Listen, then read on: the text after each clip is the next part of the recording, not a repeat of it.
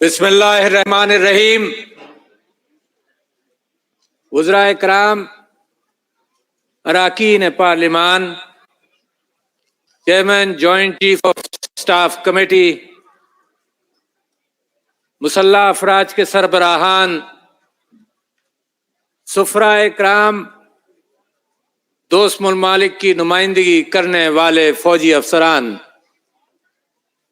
Parade commander, شرکا parade اور معزز حاضرین، السلام علیکم۔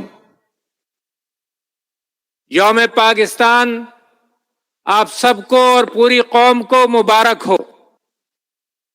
آج کے دن ہمیشہ کی طرح عظیم الشان پریڈ کے انعقاد پر پوری قوم، افواج پاکستان اور بالخصوص پریڈ میں شامل بری، بحری، فضائی افواج اور ان کے شانہ بشانہ کھڑے نیم فوجی، سول اور رضاکار دوستوں کو میں مبارکباد پیش کرتا ہوں۔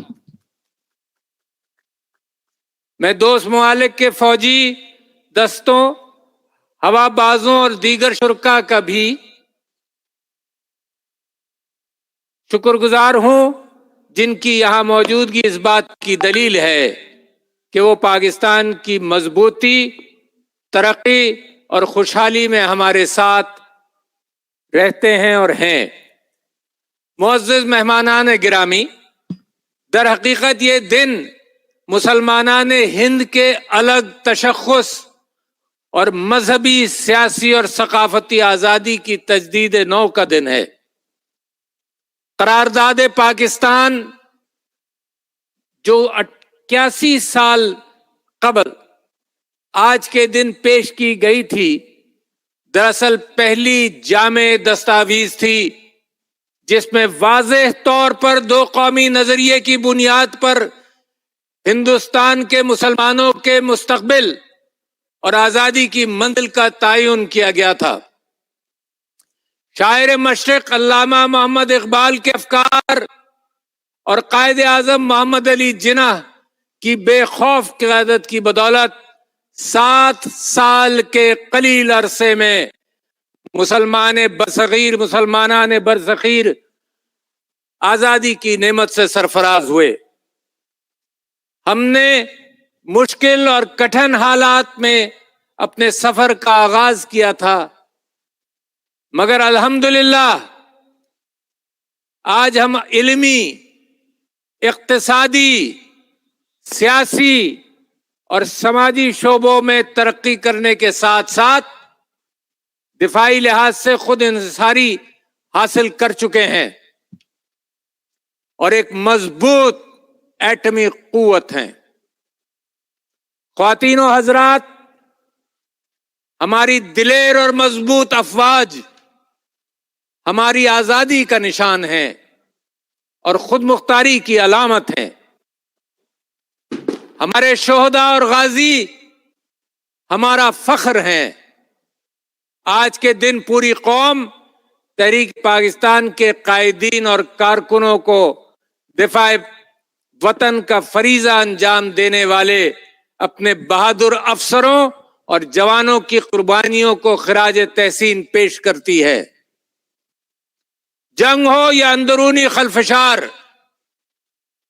دہشت گردی ہو یا امن و امان کا مسئلہ، حادثات ہوں یا قدرتی آفات، ہماری عوام اور مسلح افواج نے کندھے سے کندھا ملا کر وطن عزیز کی حفاظت، مضبوطی اور ترقی میں اہم کردار ادا کیا ہے۔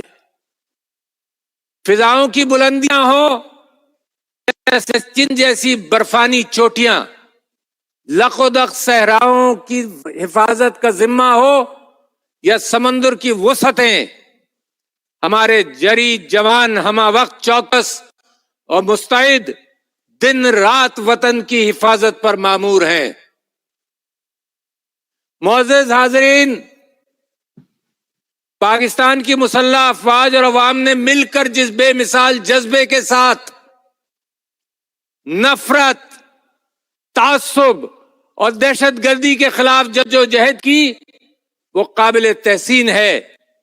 جس کامیابی اور پیشرانہ مہارت سے پاک افواج نے آپریشن رد الفساد میں پاکستان کے طول و عرض پر پھیلے دہشت گردی کے نیٹ ورک کو نیست و نابود کیا، آج پوری دنیا اس کی معترف ہے. گزشتہ سال سے دنیا کو کورونا کی خطرناک وبا کا سامنا ہے، اور ہم نے کم وسائل کے باوجود جس طرح قومی آگہی، نظم و ضبط اور ذمہ داری کے ساتھ عام مزدور کا احساس رکھتے ہوئے اس چیلنج کا مقابلہ کیا، اپنی نمازیں قائم رکھی، وہ بہت سے ترقی یافتہ ممالک کے لیے بھی ایک مثال ٹھہرا ہے. ہم اس وبا پر بہت جلد مکمل طور پر قابو پا لیں گے، مگر یاد رکھیے کہ احتیاط لازمی ہے. مکمل طور اپنی معیشت اور معاشرت میں مزید ترقی کے لیے ہم پرعزم ہیں اور رہیں گے. خواتین و حضرات، دنیا کے حالات تیزی سے بدل رہے ہیں. سائنس و ٹیکنالوجی اور فن حرفت میں نہیں بلکہ معیشت و معاشرت، سیاست اور سفارت کے شعبوں میں بھی انقلابی تبدیلیاں رونما ہو رہی ہیں. ہمیں بھی ایک زندہ قوم ہونے کا ثبوت دیتے ہوئے آگے بڑھنا ہے. ہمیں اپنے اسلامی ورثے، بڑی اہم بات ہے، ہمیں اپنے اسلامی ورثے، قومی نظریات اور روایات کا پاس رکھتے ہوئے ترقی اور جدت کے دور میں اپنی صلاحیتوں کو بروئے کار لاتے ہوئے پاکستان کو حقیقی معنوں میں ایک اسلامی، جمہوری اور فلاحی مملکت کے طور پر منوانا ہے. آج کے دن کا تقاضا ہے کہ ہم اس مقصد کو پورا کرنے کے لیے خود کو وقف کر دیں اور پاکستان کی ترقی اور خوشحالی کے لیے یکجا اور متحد ہو جائیں. معزز حاضرین اکرام، ہم اپنے وطن کے ساتھ ساتھ پورے خطے میں امن اور سلامتی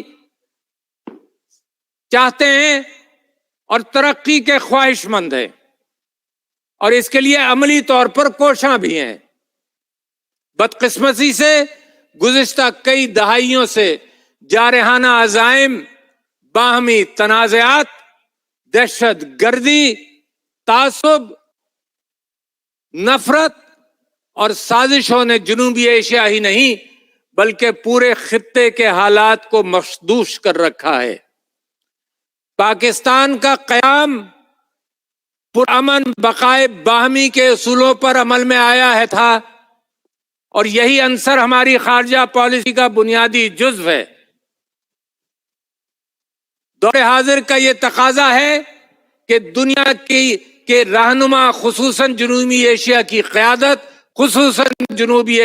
قیادت نفرت، تعصب اور مذہبی انتہا پسندی کی سیاست کو ترک کر کے اس خطے کو خوشحالی اور امن سے روشناس کروائے، جو کہ سامراج کے خلاف ہماری حقیقی جدوجہد آزادی کا مقصد تھا. ہم اچھی نیت اور امن کی خواہش کے ساتھ آگے بڑھنے کے خواہش مند ہیں، تاہم ساتھ ہی ہم واضح کرتے ہیں کہ ہماری اس خواہش کو ہماری کمزوری ہرگز خیال نہ کیا جائے. اس سلسلے میں کسی قسم کی کوتاہ بینی کا جواب پوری قوت سے دینا ہمارا فرض ہے، اور ہم اپنی سلامتی اور دفاع کے لیے پرعزم اور ہر قسم کی صلاحیتوں سے لیس ہیں، اور اپنی آزادی کا ہر قیمت پر دفاع کریں گے. خواتین و حضرات، کشمیر اور کشمیری عوام کے ساتھ روا رکھے جانے والے ظلم و ستم پر پاکستان سمیت پوری دنیا کو تشویش ہے. کشمیر میں آج جو کچھ ہو رہا ہے وہ انسانی المیہ بن چکا ہے.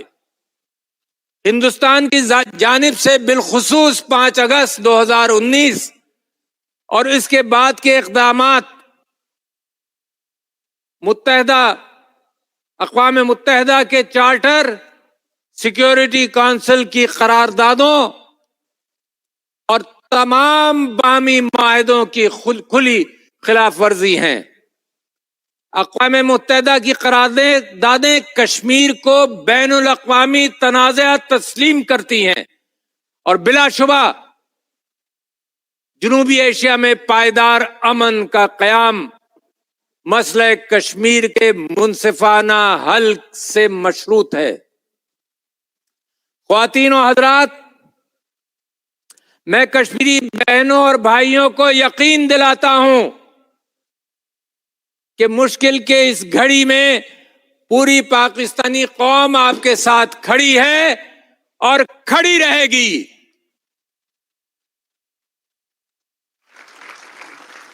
بلا شبہ کشمیر کی شہرگ، کشمیر پاکستان کی شہرگ ہے، قائد اعظم نے فرمایا تھا، اور ہم دنیا کے ہر فورم پر آپ کے حقوق کے لیے آواز بلند کر رہے ہیں اور کرتے رہیں گے۔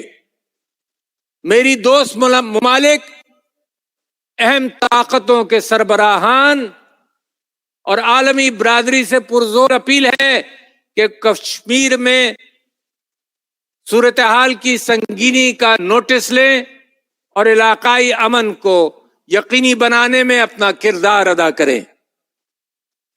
میرے عزیز بھائیوں اور بہنوں، خطے میں امن و سلامتی کے فروغ اور ترقی و خوشحالی کی کوششوں میں پاکستان تنہا نہیں ہے۔ ہمارے دوست ممالک ہمارے ساتھ کھڑے ہیں۔ بلا شبہ چین ہمارا حقیقی اور سچا دوست ہے۔ دونوں ممالک کے تعلقات ضرب المثل کی حیثیت رکھتے ہیں۔ دفاع، معیشت اور سفارتکاری سمیت مختلف شعبوں میں پاک چین اشتراک اور تعاون ہر گزرتے دن کے ساتھ مضبوط سے مضبوط تر ہوتا جا رہا ہے۔ اکنامک کوریڈور کے ساتھ ساتھ تعلیم اور طب کے شعبوں میں تعاون بھی بنیادی اہمیت کا حامل ہے۔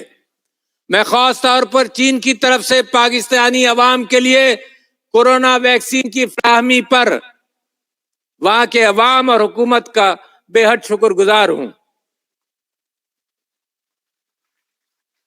معزز خواتین و حضرات، افغانستان میں قیام امن کے لیے پاکستان اور پاکستانی عوام نے بے شمار جانیں اور بے پناہ وسائل قربان کیے۔ پاکستان ہمیشہ سے افغانستان میں قیام امن کا خواہاں ہے اور اس سلسلے میں ہر قسم کی حمایت اور تعاون فراہم کرنے میں پیش ہے، اور دنیا ہماری ان کاوشوں کی معترف ہے۔ اسی طرح سعودی عرب، ترکی، خلیجی ریاستیں اور سینٹرل ایشیائی ممالک کے ساتھ بھی ہمارے گہرے دوستانہ، مذہبی، ثقافتی اور تاریخی تعلقات ہیں۔ ہم انہیں مزید فروغ دینے پر یقین رکھتے ہیں۔ ضرورت ثمر کی ہے کہ باہمی اختلافات کو بھلا کر اتحاد بین المسلمین اور آرگنائزیشن آف اسلامک کنٹریز کو مضبوط کیا جائے، تاکہ آج دنیا میں اسلامو فوبیا کی بڑھتی ہوئی لہر کا مقابلہ کیا جا سکے۔ پاکستان نے پہلے بھی اس سلسلے میں ہر ممکن کوشش کی ہے اور آئندہ بھی اپنا فعال کردار ادا کرتا رہے گا۔ میرے عزیز ہم وطنوں، آج کا دن ہمیں یہ سبق دیتا ہے کہ ہم اپنے قومی مقاصد اور اہداف اسی وقت حاصل کر سکتے ہیں جب ہم اپنے سوچوں میں پاکستان کو مقدم رکھیں، قانون کی حکمرانی پر یقین رکھیں اور سب سے بڑھ کر تمام لسانی، فروعی اور صوبائی تعصبات سے الگ ہو کر قومی یکجہتی کو سربلند رکھیں۔ یاد رکھیں کہ موجودہ زمانے میں فن حرب و ضرب روایتی اشکال کے ساتھ ساتھ نئی جہتوں میں ایک چیلنج بن کر ہمارے سامنے کھڑا ہے، اور دور حاضر میں سائبر سپیس اور آرٹیفیشل انٹیلیجنس کی حیرت انگیز ترقی اور بڑھتا ہوا اثر بلا شبہ ایک مسلمہ حقیقت ہے۔ یقیناً جو اقوام اپنی نوجوان نسل کو اور زندگی کے ہر شعبے کو ان جدید تقاضوں سے ہم آہنگ نہیں کر سکیں گی، وہ ترقی کی دوڑ میں پیچھے رہ جائیں گی۔ میرے لیے یہ امر اطمینان بخش ہے کہ ہماری مسلح افواج اپنے آپ کو دور حاضر کے ان تقاضوں سے ہم آہنگ کرنے میں کسی سے پیچھے نہیں۔ ہمارے سائنسدان اور دفاعی صنعت ملک کے دفاع کو مضبوط کرنے میں شانہ بشانہ روز محنت میں مصروف عمل ہیں۔ انہی کی محنت کے سبب آج الحمدللہ پاکستان دنیا کے ان چند ممالک میں شامل ہے جو دفاعی ساز و سامان کی پیداوار میں نہ صرف خود کفیل ہیں بلکہ دنیا کو برآمد بھی کر رہے ہیں۔ ایک قوم ایک منزل کے عزم کو سامنے رکھتے ہوئے آئیے آج یہ عہد کریں کہ جس طرح یکجان ہو کر ہم نے آزادی کی منزل حاصل کی تھی، اسی طرح ترقی اور خوشحالی کی منزل بھی حاصل کریں گے۔ اللہ تعالی ہم سب کا حامی و ناصر ہو، آمین۔ افواج پاکستان زندہ باد، پاکستان پائندہ باد۔ خواتین و حضرات